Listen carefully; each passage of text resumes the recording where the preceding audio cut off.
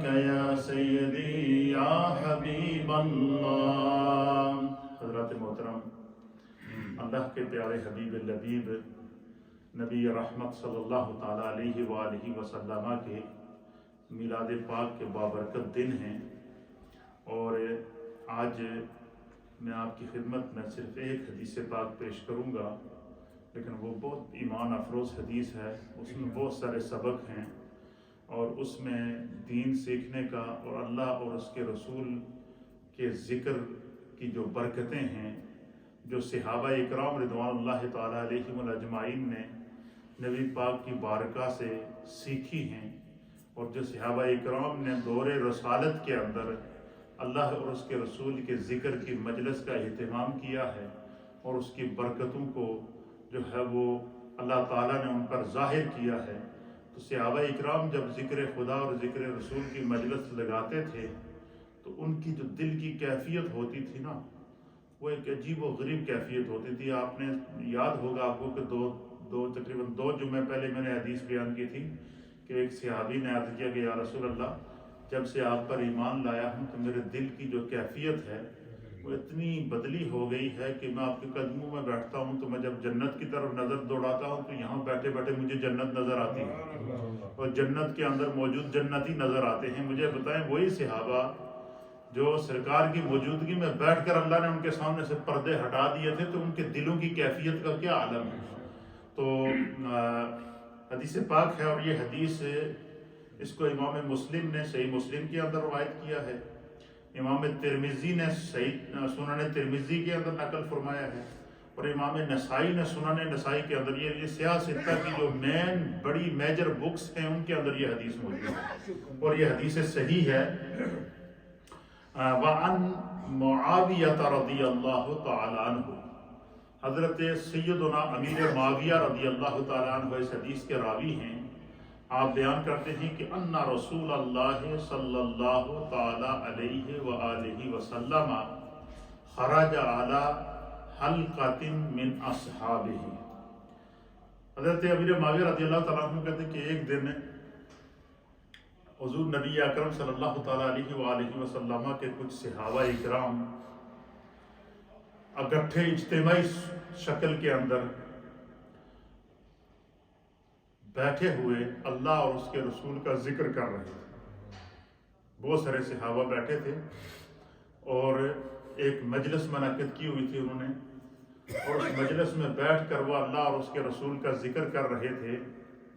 तो खरज अला हल्क़तिन मिन अस्हाबिही, तो अचानक उन सहाबा इकराम के सामने से रसूलुल्लाह सल्लल्लाहु ताला अलैहि व आलिहि वसल्लम का गुज़र हुआ।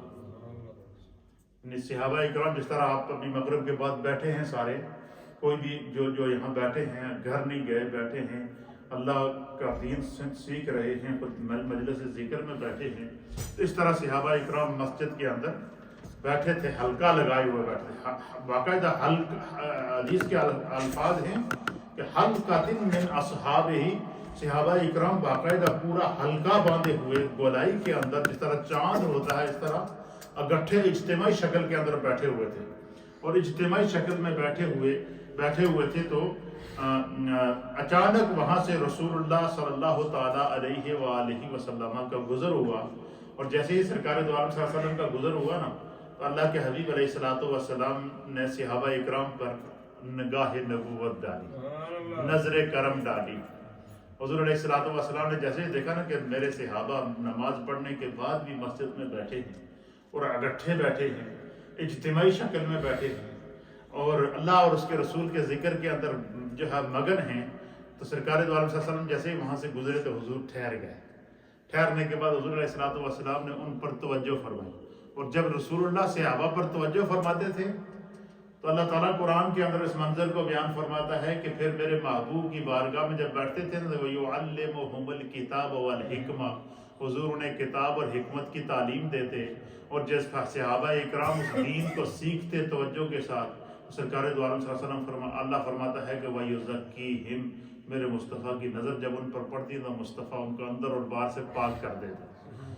सहाबा की मजलिस लगी है, सहाबा इकराम इज्तिमाई शक्ल में बैठे हैं, मस्जिद के अंदर बैठे हैं, حلقہ ذکر کے اندر بیٹھے ہیں، اچانک سرکار دو عالم صلی اللہ تعالیٰ علیہ وآلہ وسلم کا وہاں سے گزر ہوا تو حضور علیہ فقال، پس رسول اللہ صلی اللہ تعالیٰ علیہ وآلہ وسلم نے صحابہ اکرام کو دیکھ کر فرمایا، ما اجلسکم، اے میری ہدایت دے ستارو، اج خیر تے سارے کٹھے ہی بیٹھے ہو۔ کیا فرمایا؟ ما اجلسکم کا معنی ہے کہ آج یہ حلقہ ذکر بنائے اجتماعی شکل میں بیٹھے ہو، سارے کہار بھی نہیں گئے ہو، نماز پڑھ کے اتنے ہی بیٹھے ہو اور بیٹھے بھی سارے اکٹھے ہو، تو خیر تو ہے، تمہارے بیٹھنے کا مقصد کیا ہے، کیوں یہاں بیٹھے ہو، اس بیٹھنے کا مقصد کیا ہے؟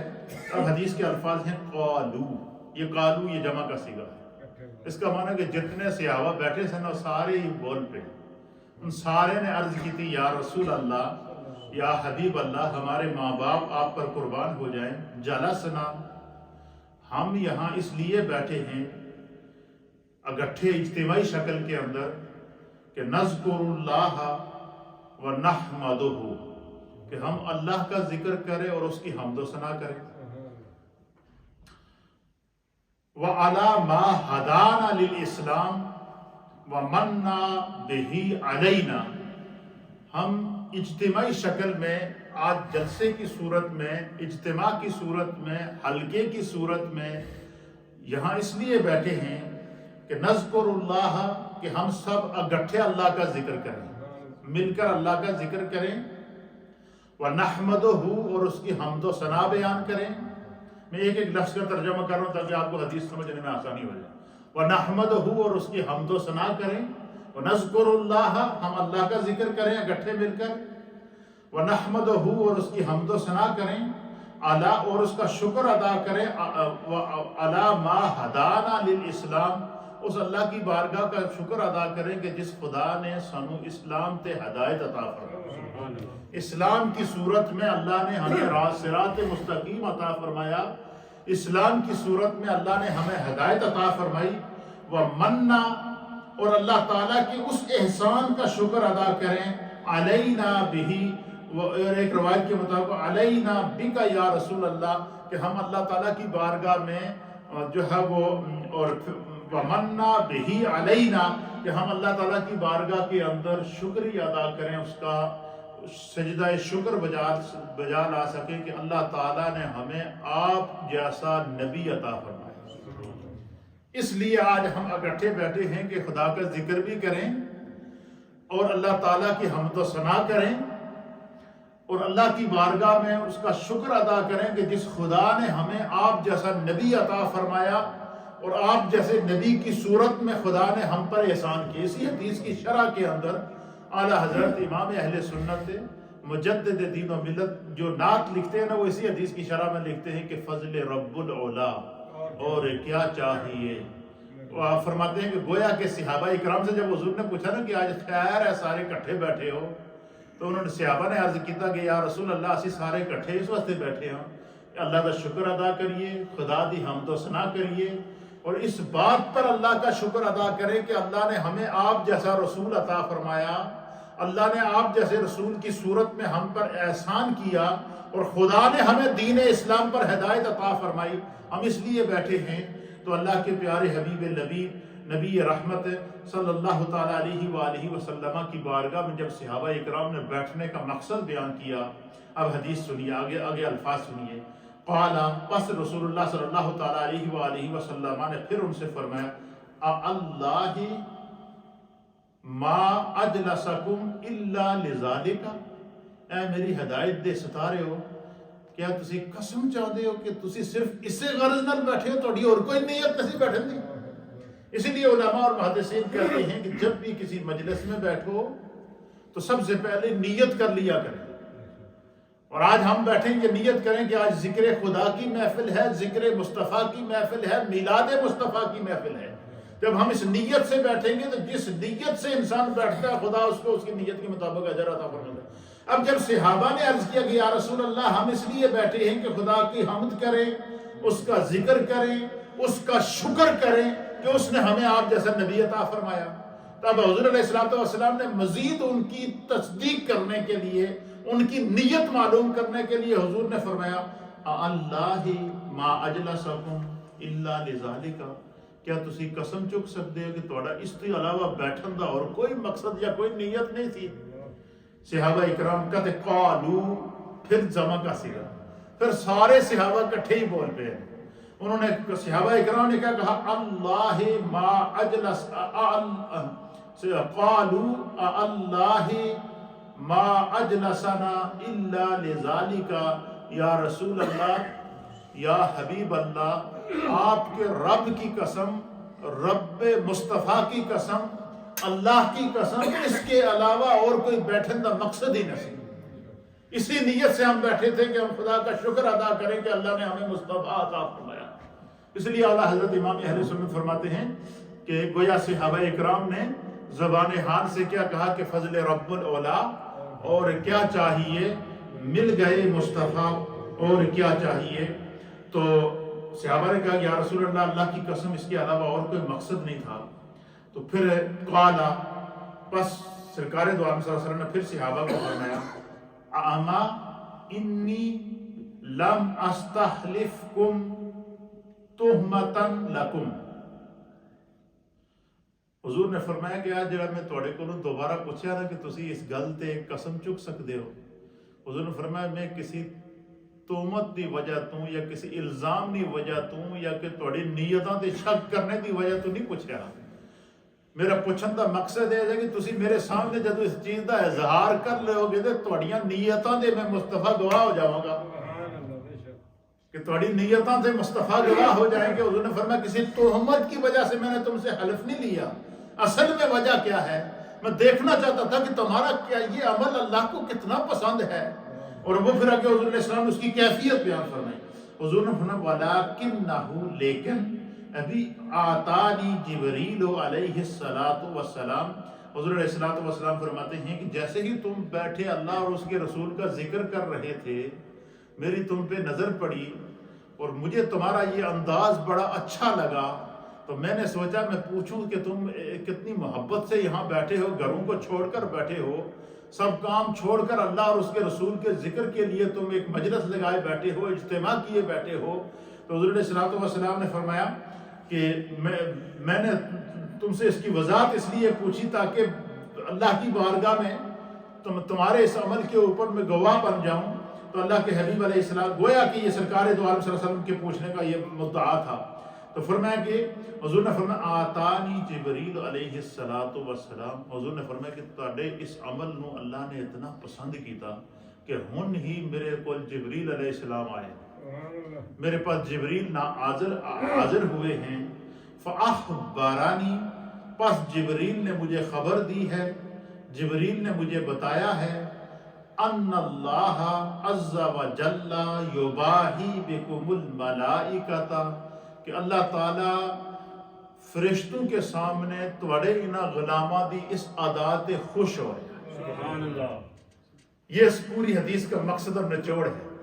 تو اس کا معنی کیا ہے؟ اس کا معنی اس کی حدیث کی شرح کے اندر امام اہل سنت مجدد دین و ملت امام احمد رضا خان محدث بریلوی رحمۃ اللہ علیہ اور دیگر محدثین نے لکھا ہے کہ اس کا مقصد کیا ہے کہ گویا نبی علیہ السلام نے صحابہ اکرام کو یہ بتایا کہ اللہ فرماتا ہے کہ میرے پاس جبریل آئے اور جبریل تمہارے اس عمل پر خوش ہو رہے ہیں اللہ کے سامنے۔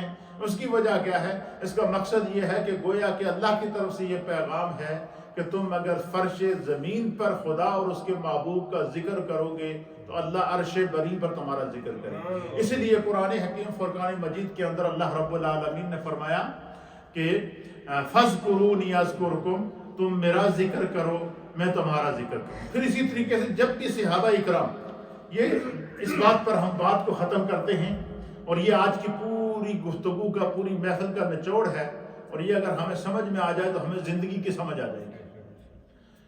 یہ حدیث ہے، اس کو امام غزالی رحمۃ اللہ علیہ نے مکاشفۃ القلوب کے اندر اس حدیث کو نقل فرمایا، اور آپ فرماتے ہیں کہ جب بھی سرکار دو عالم صلی اللہ علیہ وسلم کی مجلس لگتی نا، صحابہ اکرام حضور کی بارگاہ میں بیٹھتے تو حضور علیہ السلام صحابہ اکرام کی اصلاح فرمایا کرتے۔ اس کی وجہ میں آپ کو بتاؤں، بعض لوگ کہتے ہیں کہ آپ نبی علیہ السلام کا میلاد مناتے ہیں، اجتماع کرتے ہیں، جلسے کرتے ہیں، جلوس کرتے ہیں، یہ صحابہ کے دور میں اس طرح کے کیسے کیوں نہیں ہوا یا ہوا ہے تو کیسے ہوا، یہ بات نہیں ہے، مسئلہ یہ سمجھنے کی ہے. سمجھنے کی کہ اعلان نبوت کے بعد 23 سالہ زندگی میں نبی علیہ الصلوۃ والسلام نے 1.25 لاکھ صحابہ کو تیار کیا. انہوں نے اپنی زندگیاں تبدیل کی، پھر جو دین نازل ہوا اس دین کو اپنے اوپر نافذ کیا، اور پچھلی ساری زندگی کو اور عادتوں کو چھوڑ کر اسلام کے مطابق، سنت رسول کے مطابق اور ادائے رسول کو اپناتے رہے. اس میں غزوات بھی ہیں، اس میں ہجرتیں بھی ہیں، اس میں جو ہے وہ مختلف صحابہ اکرام جن احکام پر ان کی ڈیوٹیاں ہوتی تھیں ان ڈیوٹیوں پر بھی مامور ہوتے تھے. حتیٰ کہ امام جلال الدین سیوطی رحمۃ اللہ علیہ فرماتے ہیں کہ نبی پاک نے جن صحابہ کی جس مقصد پر ڈیوٹی لگائی تھی نا، وہ اس انداز سے اس مقصد پر کھڑے تھے کہ جس طرح فرشتے اللہ تعالیٰ کے حکم کے مطابق اپنی اپنی ڈیوٹی پر کھڑے رہتے ہیں. جس فرشتے کو جس کیفیت میں خدا نے لگایا وہی کیفیت اس کی عبادت ہے، وہی کیفیت اس کی. صحابہ اکرام اپنی مرضی سے کچھ کرتے ہی نہیں تھے، کیونکہ وہ بارگاہ رسالت کے اندر موجود تھے، اور رسول اللہ کی بارگاہ میں براہ راست موجود صحابہ اکرام اپنی مرضی سے کوئی عمل کر ہی نہیں سکتے تھے جب تک کہ رسول اللہ صلی اللہ تعالیٰ علیہ وسلم ان کی رہنمائی نہ فرماتے. اس لیے حضور علیہ السلام ان کے سامنے عمل کرتے، وہ عمل سند بن جاتا. اب میلاد حضور نے بنایا یا کہ نہیں؟ حضور فرماتے ہیں کہ میں ہر پیر کو روزہ رکھتا تھا. وجہ پوچھی گئی، فرمایا ذاک یوم ولدت فیہ، اس لیے کہ اس دن اللہ نے مجھے پیدا کیا.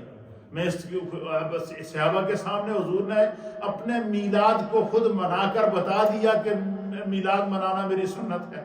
پھر اسی طریقے سے اللہ کے حبیب علیہ السلام کی بارگاہ میں جب صحابہ بیٹھتے تو حضور ان کی زندگیوں کی اصلاح کیا کرتے تھے. آپ مجھے بتائیں کہ ایک بندہ اگر 60 سال کی عمر میں ایمان لایا ہے، یا 50 سال کی عمر میں ایمان لایا ہے، یا 38 سال کی عمر میں ایمان لایا ہے، یا 20 سال کی عمر میں ایمان لایا، جو صحابہ اکرام اس وقت آپ پر ایمان لاتے تھے. آپ مجھے بتائیں کہ جو شخص 50 سال کی عمر میں ایمان لایا، اس نے پچھلی 50 سالہ زندگی چھوڑ کر نئی زندگی شروع کی یا نہیں؟ اب اس نئی زندگی کو، نئے دین کو اور سرکار دو عالم صلی اللہ علیہ وسلم کے شرف صحابیت پانے کے بعد اس نے اپنی زندگی کے اوپر دین کو سیکھنے کے لیے اس کو کتنا عرصہ ملا مجھے بتائیں. اتنی صحابہ اکرام کی مصروفیات ہوتی تھی. اور جب حضور علیہ السلام کی بارگاہ میں بیٹھتے ہیں تو حضور علیہ السلام حدیث پاک کے اندر آتا ہے، سرکار دو عالم صلی اللہ علیہ وسلم نے فرمایا کہ ان قریب میری امت پر وہ زمانہ آنے والا ہے. اللہ اکبر. حضور نے فرمایا کہ میری امت یعنی قرب قیامت کی علامات حضور بیان فرما رہے ہیں کہ جب قرب قیامت ہوگا تو میری امت پر ایک ایسا زمانہ آئے گا کہ میری امت 5 چیزوں سے محبت کرے گی اور 5 چیزوں کو بھول جائے گی. صحابہ اکرام رضوان اللہ تعالیٰ علیہم اجمعین کو پھر سرکار دو عالم صلی اللہ علیہ وسلم نے ان کی نشاندہی کی. اچھا، نشاندہی کرنے کا مقصد کیا ہے؟ مقصد یہ ہے کہ میری امت کو قیامت تک کے لیے زندگی گزارنے کا سلیقہ مل جائے، سنت کے مطابق زندگی گزارنے کا طریقہ مل جائے، دین پر زندگی گزارنے کا طریقہ مل جائے. میری امت ہر قسم کے گناہ سے بچ کر اپنی دنیا اور آخرت کو سنبھال لے. اللہ کے حبیب علیہ السلام نے فرمایا کہ ایک وقت ایسا زمانہ آئے گا میری امت 5 چیزوں سے محبت کرے گی اور 5 چیزوں کو بھلا دے گی. فرمایا ان چیزوں کو بھلا دے گی جن کو یاد رکھنا ضروری ہے، اور ان چیزوں کو یاد رکھے گی جن کو بھلانا ضروری ہے. پھر حضور نے ان کی نشاندہی فرمایا. حضور نے فرمایا ان میں سے پہلی چیز کیا ہے؟ فرمایا یحبون الدنیا وینسون الآخرہ. حضور نے فرمایا کہ میری امت میں ایک ایسا زمانہ آئے گا کہ لوگ دنیا سے تو محبت کریں گے، دنیا کی رنگینیوں سے محبت کریں گے، دنیا کی مال و متاع سے محبت کریں گے، دنیا کی دولت اور ثروت سے محبت کریں گے، دنیا کے کاروبار اور حکومت اور اختیار اور اقتدار سے تو محبت کریں گے، دنیا سے محبت کریں گے. وَيَنْسَوْنَ الْآخِرَةَ اور آخرت کو بھلا دیں گے. حالانکہ انہیں یاد آخرت کو رکھنا چاہیے، کیونکہ آخرت کے اعمال کا دار و مدار ان کی نیتوں کے اوپر ہوگا. دنیا میں رہ کے احکام پر پابندی کی ہوگی، نمازیں ادا کی ہوں گی، روزے رکھے ہوں گے، زکوٰۃ ادا کی ہوگی، فرائض پر عمل کیا ہوگا، اور جو ہے وہ دین کے مطابق اپنی زندگی کو گزارا ہوگا. تو اللہ کے حبیب علیہ السلام نے فرمایا کہ ایک ایسا وقت آئے گا کہ لوگ دنیا سے تو محبت کریں گے اور آخرت کو بھلا دیں گے. میرے محبوب میں اس میسج میں پیغام کیا ہے کہ تم دنیا میں رہتے ہوئے ضرور اپنی زندگی گزارو لیکن آخرت کو نہ بھلانا. اس لیے نبی علیہ السلام نے فرمایا کہ جب بھی اللہ سے دعا کرو تو کیا دعا کرو؟ ربنا آتنا فی الدنیا حسن وفی الآخرۃ حسن. اے اللہ ہمیں دنیا میں بھی اچھائی عطا فرما، دنیا بھی اچھی عطا فرما تے آخرت بھی اچھی عطا فرما. اس لیے قرآن حکیم فرقان مجید میں اللہ نے فرمایا کہ اللہ کے بندوں میں سے بعض بندے ایسے ہیں جو کاروبار، تجارت اور دنیاوی معاملات کے اندر مصروف رہنے کے باوجود ان کے دل اللہ کے ذکر سے غافل نہیں ہوتے. کاروبار کر رہے ہوتے ہیں، دل میں اللہ کا ذکر، خوف خدا موجود ہوتا ہے. نماز کے وقت میں نماز پڑھتے ہیں، فرائض کے وقت میں فرائض ادا کرتے ہیں، سنتوں کے وقت میں سنتیں ادا کرتے ہیں. تو حضور نے فرمایا کہ میری امت پر ایسا وقت آئے گا کہ دنیا سے تو محبت کریں گے لیکن آخرت کو بھلا دیں گے. فرمایا دنیا کی زندگی ایسی گزارو کہ اس میں اعمال بھی ہوں، اچھائیاں بھی ہوں، اور آخرت کو بندہ یاد رکھ کے جب نیکی کرے گا اور گناہوں سے باز رہے گا تو فرمایا آخرت کی زندگی جس کو اچھی مل گئی سمجھ لو وہی بندہ کامیاب ہے. اور دوسری چیز کیا ہے؟ حضور نے فرمایا میری امت پر ایک ایسا وقت آئے گا وَيُحِبُّونَ الْمَالَ وَيَنْسَوْنَ الْحِسَابَ. فرمایا مال نال تے محبت کرسن، دولت نال تے محبت کرسن، بینک بیلنس تو بھریں گے، طرح طرح کی جو وہ کوشش کریں گے کہ میں دنیا کا امیر ترین بندہ بن جاؤں، میں دنیا کا نمبر 1 امیر بن جاؤں. فرمایا مال جمع تو کریں گے لیکن وَيَنْسَوْنَ الْحِسَابَ، حساب کو بھول جائیں گے. اسی لیے اللہ تعالیٰ نے قرآن حکیم فرقان مجید میں فرمایا کہ یہ جو مال کی جو لالچ ہے نا، یہ اتنی بری چیز ہے کہ انسان کے اندر جب مال کی لالچ آئے تو اللہ فرماتا ہے الہاکم التکاثر حتی زرتم المقابر، کہ مال کی محبت نے تمہیں اس حد تک غافل کر دیا کہ تم نے قبروں تک پہنچ گئے ہو. بندہ قبر کے اندر چلا گیا پھر بھی کہتا ہے کہ کچھ نہ کچھ مجھے مل جائے، اور جب دنیا سے چلا جاتا ہے تو پیچھے اولاد لڑتی ہے میرا حصہ ہے، میرا حصہ ہے، میرا حصہ ہے. تو حساب اس نے آگے جا کر دینا ہے. اس لیے فرمایا کہ مال ضرور کماؤ اور حلال ذرائع سے کماؤ لیکن وہ ینسون الحساب، حساب نہ بولو. کیا مطلب جب بندہ ہر سال میں یہ حساب کرے کہ میں نے اس سال میں اگر اتنے میرے پاس مال آیا ہے اس میں سے زکوٰۃ کتنی نکلتی ہے، اس میں سے صدقات کتنے نکلتے ہیں، اس میں سے حقوق میرے ذمہ کیا ہیں، فرائض میرے ذمہ کیا ہیں، میرے ذمہ کن کن لوگوں کی کفالت ہے. فرمایا جب بندہ اس طریقے سے اپنی زندگی کا کے مال کا اور کمائی کا حساب کرے گا، حضور نے فرمایا کہ سب تو بہترین صدقہ وہ ہے کہ جڑا انسان رزق حلال کما کے اپنی اولاد پہ خرچ کرتا ہے، اپنے بال بچوں پہ خرچ کرتا ہے، اپنے آپ پہ خرچ کرتا ہے. تو فرمایا کہ دنیا کماؤ، مال کماؤ اور حلال ذرائع سے کماؤ لیکن ینسون الحساب، حساب کو نہ بھولنا. فرمایا جو لوگ حساب کو بھول جاتے ہیں تو انہیں قیامت کے اندر پھر حساب سے گزرنا پڑا. اور قیامت کا حساب کیسا ہے؟ اللہ فرماتا ہے وَمَن يَعْمَلْ مِثْقَالَ ذَرَّةٍ خَيْرًا يَرَهُ وَمَن يَعْمَلْ مِثْقَالَ ذَرَّةٍ شَرًّا يَرَهُ. اللہ نے فرمایا کہ جس نے ذرہ بھر بھی نیکی کی ہوگی نا، ذرہ بھر اس نیکی کو بھی وہ اپنے سامنے دیکھے گا، جس نے ذرہ بھر گناہ کیا ہوگا وہ بھی اس کے سامنے ہوگا. اور ایک مقام پر اللہ تعالیٰ فرماتا ہے کہ اللہ تعالیٰ انسان کے ہاتھوں کو، پاؤں کی انگلیوں کو، ہاتھوں کی انگلیوں کو، انسان کے اعضاء کو زبان عطا فرمائے گا جو اس کے خلاف گواہی دیں گے. اس لیے فرمایا کہ جب دنیا میں رہو تو آخرت سے کبھی غافل نہ رہنا.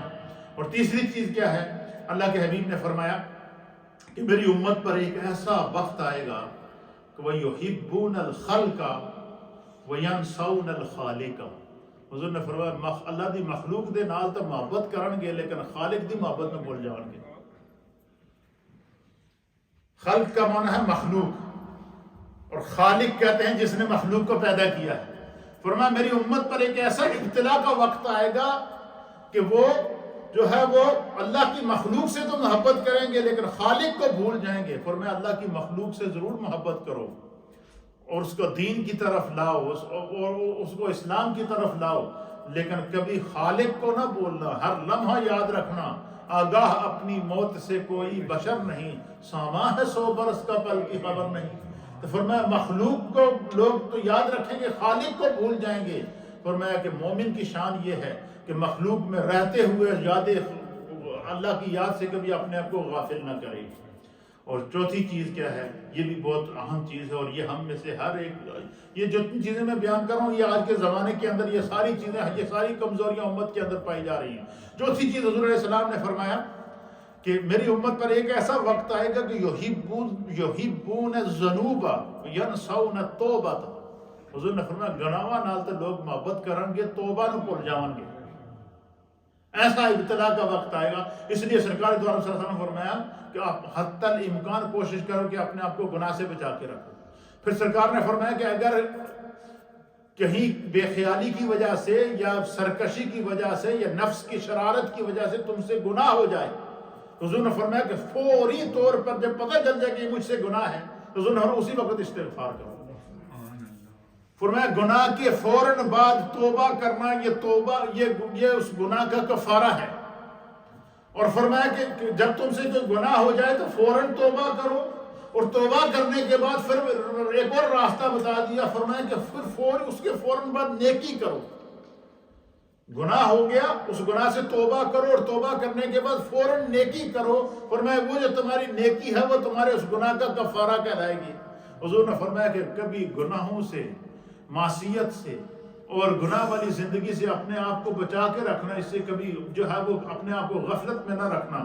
فرمایا میری امت پر ایک ایسا بھی دور آئے گا کہ ان کے دل اتنے سخت ہو جائیں گے، وہ دنیا کے اندر اتنے مست ہو جائیں گے، وہ یحبون الذنوب، وہ گناہوں سے تو محبت کریں گے، وہ ینسون التوبہ، اور توبہ کو بھول جائیں گے. اور میں توبہ کو کبھی نہ بولنا، کیونکہ قیامت کا دروازہ بند ہونے تک اللہ نے توبہ کا دروازہ کھلا ہوا ہے. تو فرمایا توبہ کو یاد رکھنا، توبہ کو کبھی نہ بولنا. اور پانچویں اور آخری چیز کیا ہے؟ حضور علیہ السلام نے فرمایا کہ میری امت کے اوپر ایک ایسا ابتلا کا وقت آئے گا، وَيُحِبُّونَ الْقَصُورَ وَيَنْسَوْنَ الْمَقْبِرَةَ. حضور نے فرمایا لوگ بڑے بڑے محلات سے، بڑے بڑے مکانات سے، بڑی بڑی کوٹھیوں سے، بڑے بڑے بنگلوں سے تو محبت کریں گے، اور کوشش کریں گے کہ ایک کوٹھی بن گئی دوسری بن جائے، دوسری بن گئی تیسری بن جائے. وَيَنْسَوْنَ الْمَقْبِرَةَ. فرمایا بڑے بڑے محلات تے بنائیں گے لیکن 2 گز دی قبر نو بھول جا سکتے. مقبرہ کہتے ہیں قبر کو. فرمایا لوگ اب بڑے بڑے محلات سے تو محبت کریں گے، بڑے بڑے مکانات سے تو محبت کریں گے، بڑے بڑے جو ہے وہ اور پرفضا مقامات کے اوپر دنیا میں بڑی بڑی رہائشیں تو تلاش کریں گے. وَيَنْسَوْنَ الْمَقْبِرَةَ. لیکن وہ 2 گز کی قبر کو بھول جائیں گے. حضور نے فرمایا جس نے اپنی قبر کو یاد رکھا، سمجھ لو اس کو وہ جو اگر اس کی 2 گز کی قبر اس کے لیے روشن ہو گئی، اس قبر کے اندر وہ عذاب قبر سے بچ گیا، اس کی قبر جنت کی کیاریوں میں سے کیاری بن گئی، تو فرمایا کہ دنیا میں اگر اس کے ہزاروں محلات بھی اس کے مقابلے میں ہوں تو اس کے مقابلے میں کچھ نہیں. یہی وجہ ہے کہ ایک روایت کے مطابق حضور علیہ السلام نے فرمایا کہ جب جنتی اچھے اعمال کی وجہ سے، ایمان کی وجہ سے جنت میں چلے جائیں گے تو اللہ تعالیٰ جنتی سے سوال کرے گا. اللہ تعالیٰ جنتی سے پوچھے گا کہ میں نے تجھے دنیا میں بڑے بڑے مکانات دیے تھے، محلات دیے تھے، اقتدار دیا تھا، اختیار دیا تھا، فلاں ملک کا تجھے سربراہ بنایا تھا، اور تو پھر بھی دین پر قائم رہا، اسلام پر قائم رہا، ایمان پر قائم رہا. خدا نے تجھے اس کے بدلے میں جنت کی نعمتیں عطا فرما دی ہیں. تو نے جنت کی نعمتوں کا مزہ بھی دیکھ لیا، اور دنیا کے اندر اقتدار کا مزہ بھی دیکھا، اختیار کا مزہ بھی دیکھا، دنیا کے اندر مال و دولت اور بڑے بڑے محلات بھی تمہیں ملے ہیں، لیکن تو اپنی یاد سے غافل نہ رہا، اور تجھے اللہ نے جنت کی نعمتیں عطا فرمائی ہیں. تو حضور فرماتے ہیں کہ اللہ تعالیٰ انسان سے اس کا امتحان لینے کے لیے فرمائے گا میں اگر تجھے دنیا میں واپس بھیجوں، اور جتنے دنیا میں جو تیرا مقام اور مرتبہ تھا، عہدہ تھا، چاہے تو ملک کا سربراہ تھا، یا تمہارے پاس اتنے محلات، اتنے کاروبار، اتنا تمہارے پاس مال و دولت تھا، اس سے کئی گنا زیادہ تمہیں اور دے دیا جائے تو کیا تو دنیا میں واپس جائے گا؟ حضور فرماتے ہیں کہ وہ جنت کی نعمتوں کو دیکھ چکا ہوگا، وہ انکار کر دے گا.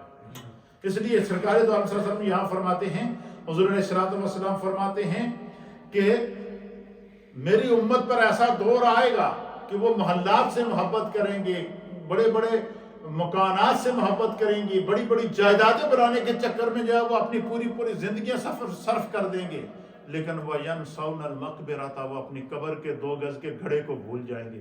اس پوری حدیث کے اندر 5 پیغام کیا ہیں؟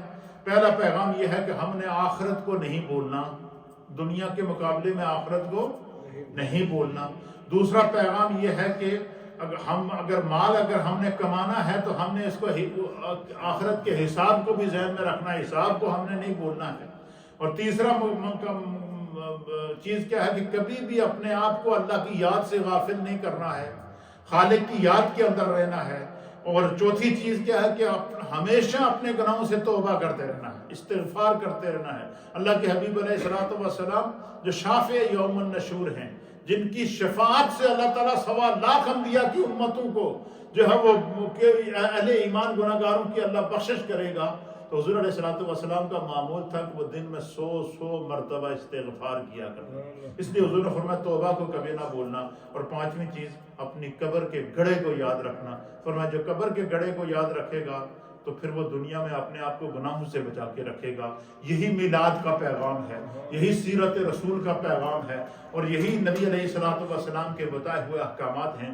ہمیں دین سیکھنا چاہیے. تو ان 2 حدیثوں میں ہم نے کیا سیکھا کہ اللہ اور اس کے رسول کا ذکر کرنے سے, اجتماعی طور پر محفل کرنے سے, میلاد کرنے سے, سیرت رسول بیان کرنے سے, احکام دین بیان کرنے سے, اور اجتماعی سطح طور پر بیٹھ کر دین سیکھنے کا فائدہ کیا ہے؟